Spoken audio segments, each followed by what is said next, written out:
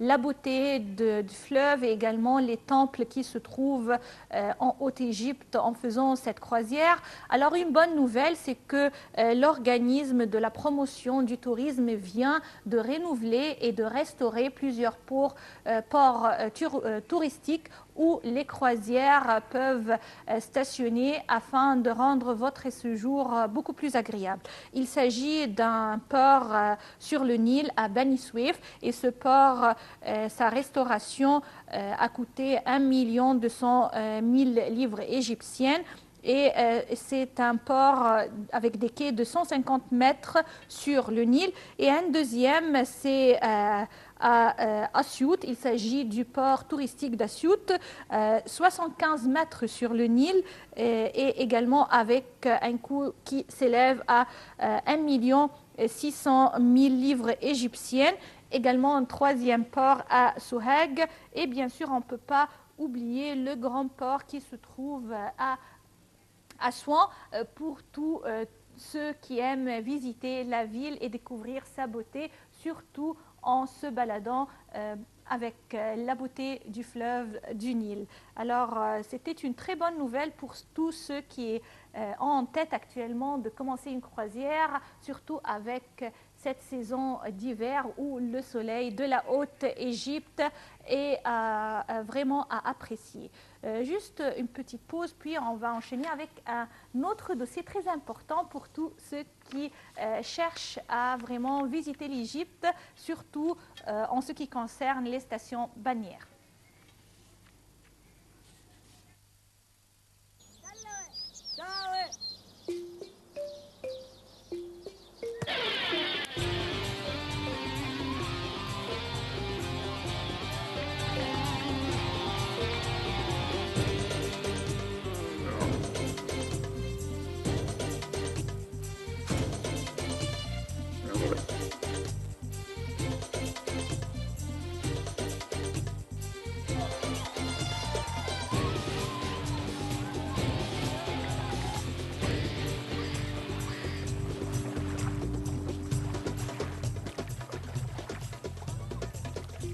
Alors, comme je vous ai dit au début de notre édition, les stations balnéaires en Égypte vraiment suscitent l'admiration de tous ceux qui visitent notre pays, qu'ils soient les stations balnéaires sur la mer Rouge, qui donnent sur la mer Rouge, ou sur la mer Méditerranée.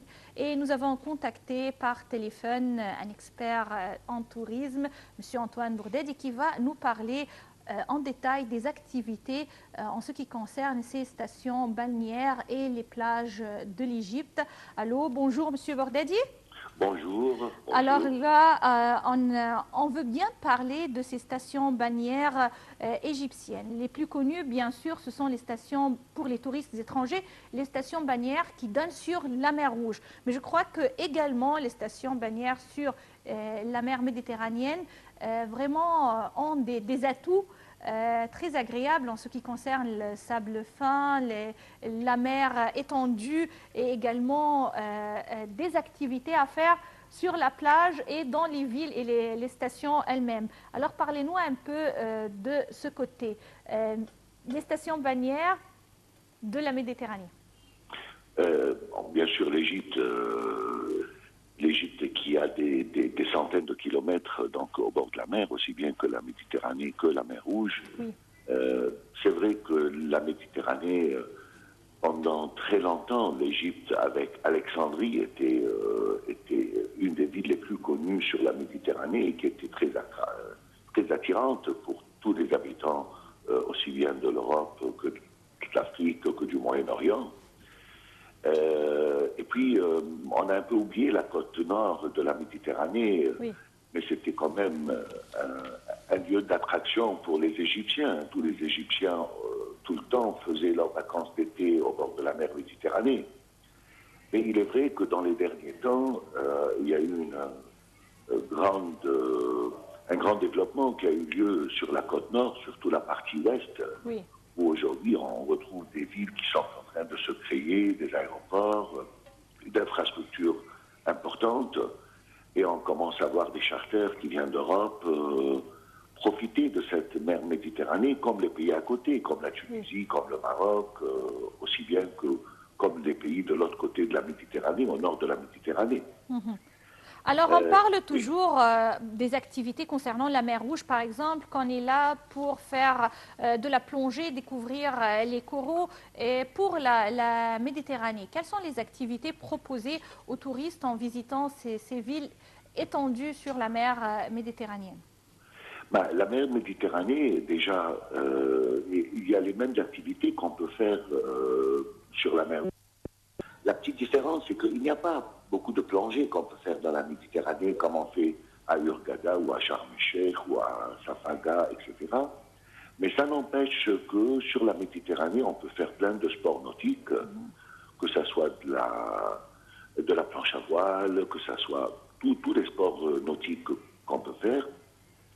Les vacances elles-mêmes, le côté balnéaire lui-même, c'est des belles plages pour les vacances. Et puis, il ne faut pas oublier que de cette côte nord, on n'est pas loin de faire d'autres activités au fond du pays, c'est-à-dire faire du safari dans le désert derrière, visiter des oasis, il y a quelques sites archéologiques.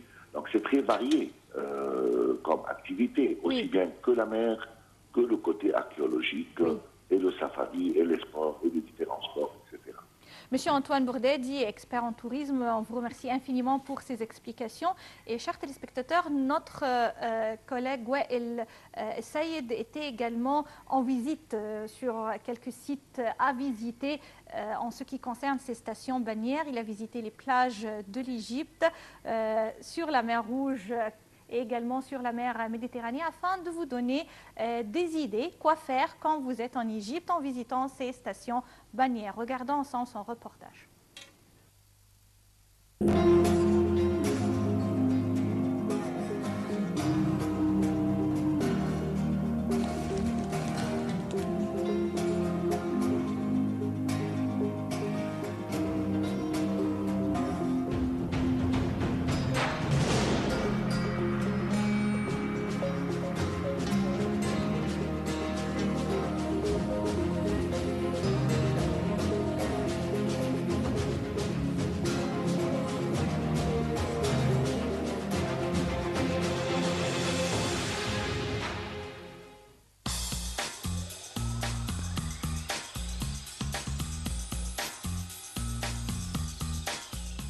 L'Égypte en possède 1600 km de littoral.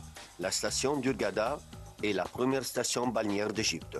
Plusieurs villages touristiques se sont développés dans cette région, tels Giftoun. Beaucoup de ces stations, y compris Nouéba, Taba, Dahab et Sharm el-Sheikh, se sont spécialisées dans la pratique de la plongée sous-marine, car la position géographique et climatique de ces côtes méridionales de l'Égypte est favorable à la prolifération des coraux pour lesquels une température des eaux supérieure à 18,5 degrés centigrades et des fonds supérieurs à 22 mètres sont indispensables. Le littoral de la mer Rouge comporte des récifs tragiens et des récifs barrières parallèles à la côte ainsi que des formations en plaques où les coraux prolifèrent en tas sur le plancher sous-marin. La péninsule de Sinaï et la côte de la mer Rouge sont devenues, durant les dernières décennies, un lieu majeur d'investissement pour l'Égypte. La qualité des plages et l'attractivité de l'arrière-pays montagneux ont transformé Sharm el-Sheikh en une destination touristique majeure qui concentre le plus grand nombre d'hôtels et les flux touristiques les plus importants de la péninsule de Sinaï. D'autres stations balnéaires sont connues récemment, telles Marsa Alam, au sud de Kousser, et d'Hurghada. Cette station touristique récente compte des dizaines d'hôtels de qualité. Dans la magnifique baie libre de corail, il est possible de se baigner. Près du beau récif, dans la baie, ce lieu est également idéal pour la plongée.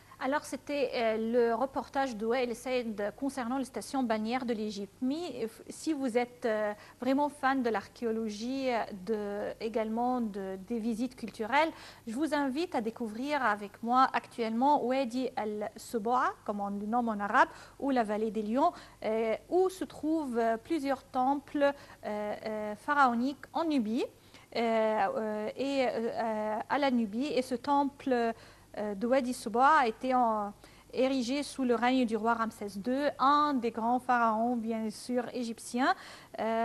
Plusieurs temples ont été sauvés du Nil avant d'être submergés dans la région de la Nubie. Et c'est vraiment un endroit à visiter. Wael Said était également sur place afin de vous donner un compte-rendu de ce site archéologique, quoi visiter et qu'est-ce qu'on attend de découvrir à Wadi Suboa ou la vallée des lions. Regardons ensemble.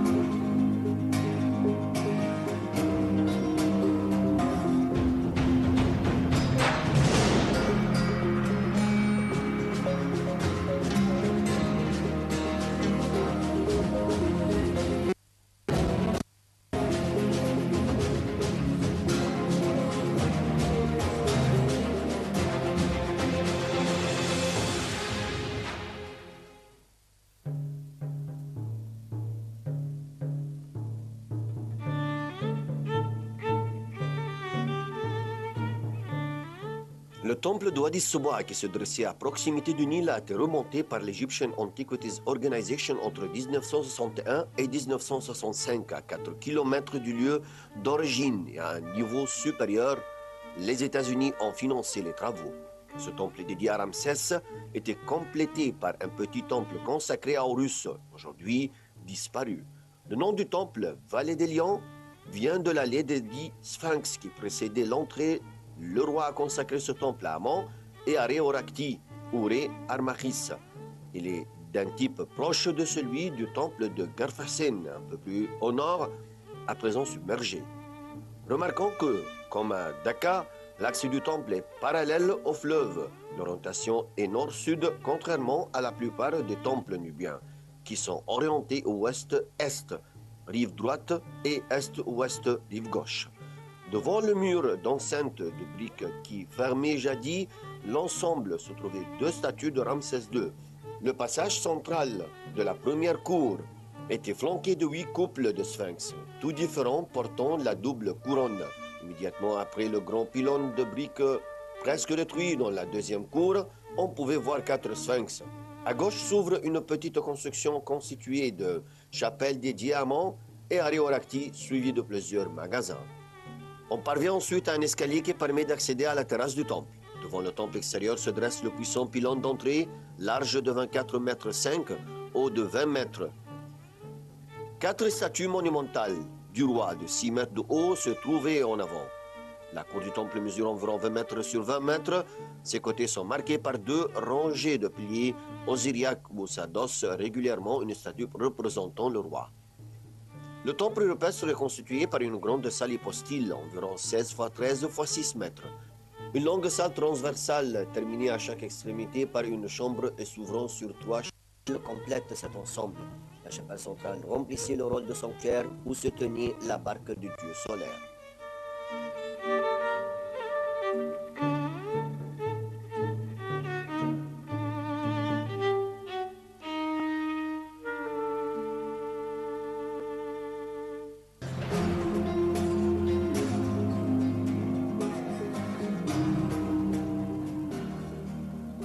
Alors vraiment, c'est un site à découvrir et à visiter, Wadi Suboa ou la vallée des lions.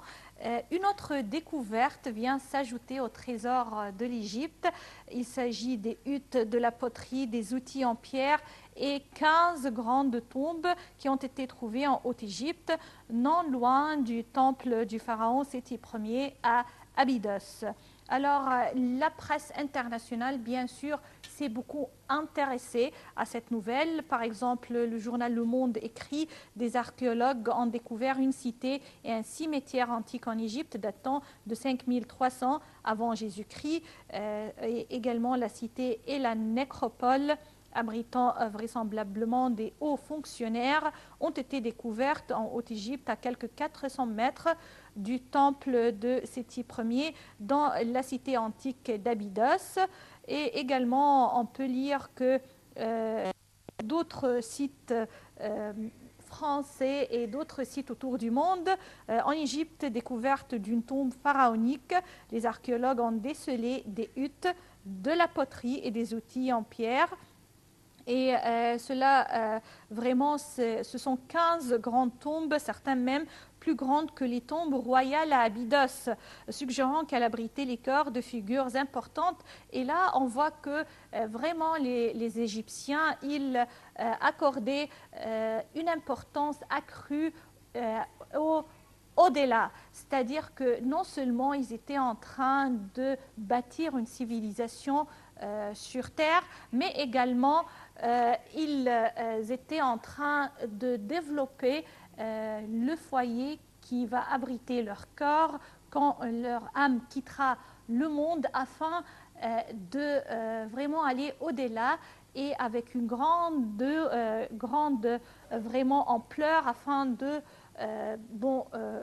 rencontrer Dieu et afin de lui présenter ce qu'ils ont achevé sur terre. Les Égyptiens, ils étaient vraiment les pharaons, et jusqu'à nos jours, bien sûr, les Égyptiens sont toujours connus par leurs croyances et également par leur travail d'archéologie apprécié. Et afin de mieux commenter cette nouvelle découverte, nous avons contacté par téléphone Dr Maïezaki, professeur d'égyptologie. Allô, bonjour, Dr Maïezaki. Oui. Alors là, on vient d'annoncer cette nouvelle de la découverte d'une cité et d'une nécropole vieille de 7000 ans avec à peu près 15 grandes tombes. Alors, moi, j'étais en train de parler là de l'importance accordée par les Égyptiens au-delà, c'est-à-dire la vie éternelle après la mort. Pourquoi les Égyptiens s'intéressaient beaucoup à cette vie éternelle et à où enterrer les corps? Comment préserver le corps après la mort? Allô? Oui, allô? Oui, est-ce que vous... Oui, je viens de vous entendre. Bonjour, premièrement. Oui, bonjour. Premièrement, c'était très important pour les anciens Égyptiens de garder leur corps dans une tombe. Et cette tombe-là était considérée comme une maison éternelle.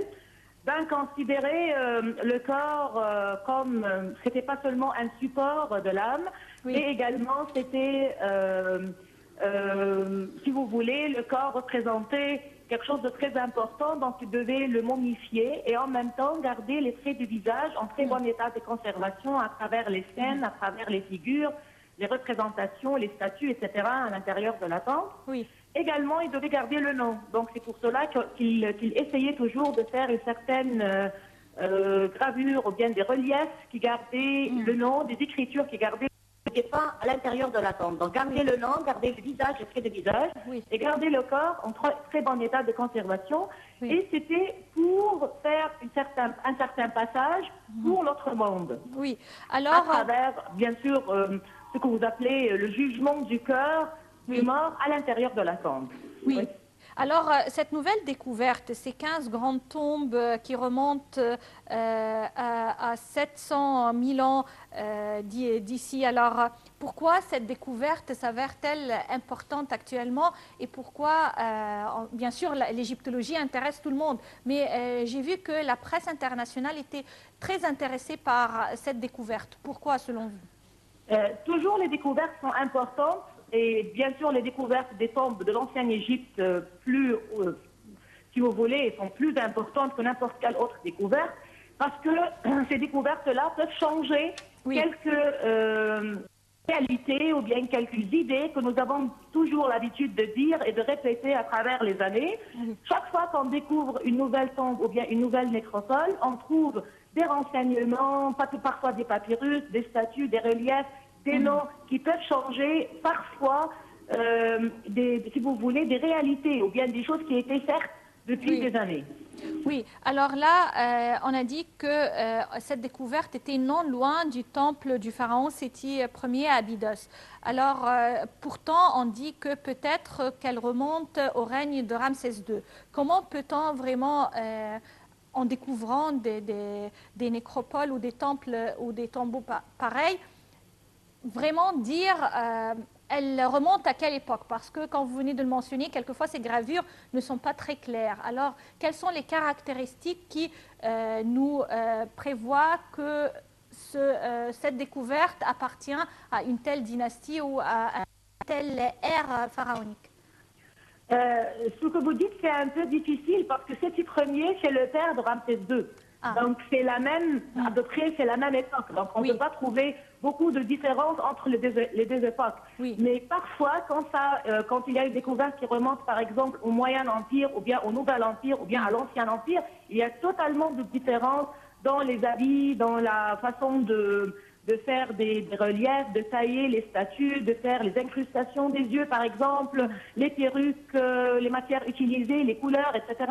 Mais pour cette époque, essentiellement, il n'y a pas beaucoup de différence. Oui, également on dit que ces 15 tombes découvertes sont à quelquefois plus grandes que, par exemple, des tombes royales à Abydos. Et que ces tombes peuvent abriter les corps de figures importantes. Est-ce que les hauts fonctionnaires à l'époque pharaonique avaient les mêmes qualités ou les mêmes privilèges que les membres d'une famille royale? Ils profitaient des mêmes privilèges, surtout pour ce qui concerne l'au-delà ou la vie après la mort. Vous savez, votre question, c'est une très importante question parce que les hauts fonctionnaires sont parfois de la famille royale elle-même. Ça veut dire que les prêtres, les scribes, les juges, etc., sont des métiers trop importants et très importants dans l'Égypte ancienne. Donc, ils étaient qualifiés parfois par des personnages qui ont relation avec la famille elle-même, parfois des frères ou bien des princes, ou bien les époux des princesses, etc. Oui. Et dernière question, docteur Maïzaki, est-ce que vous croyez qu'au fur et à mesure, il y aura d'autres découvertes en ce qui concerne différentes dynasties en Égypte, surtout en Haute-Égypte? En Haute-Égypte et en Héliopolis, à Ain Shams également, chaque fois qu'on fait des fouilles, n'importe quelle fouille, on cherche n'importe quoi, on trouve des nécropoles, des tombes, parfois des particuliers, des tombes privées. Et peut-être les tombes royales sont un peu rares. Ça veut dire on n'attend pas à découvrir des tombes royales aujourd'hui, mais les tombes des hauts fonctionnaires, des juges par exemple, des prêtres, etc., et les tombes privées, probablement on en découvrira beaucoup plus. Docteur Maïzaki, vous êtes professeur d'archéologie à l'université Helwen. On vous remercie infiniment pour ces explications concernant cette nouvelle découverte à Abydos. Alors, chers téléspectateurs, malheureusement, nous arrivons au bout de notre programme. J'espère que vous avez passé d'agréables moments avec nous aujourd'hui, avec ces découvertes, les visites de quelques sites archéologiques et également de stations balnéaires, les nouvelles concernant le tourisme en Égypte afin de rendre votre séjour plus agréable. Merci, à la semaine prochaine, dimanche, midi, et le magazine touristique. Au revoir.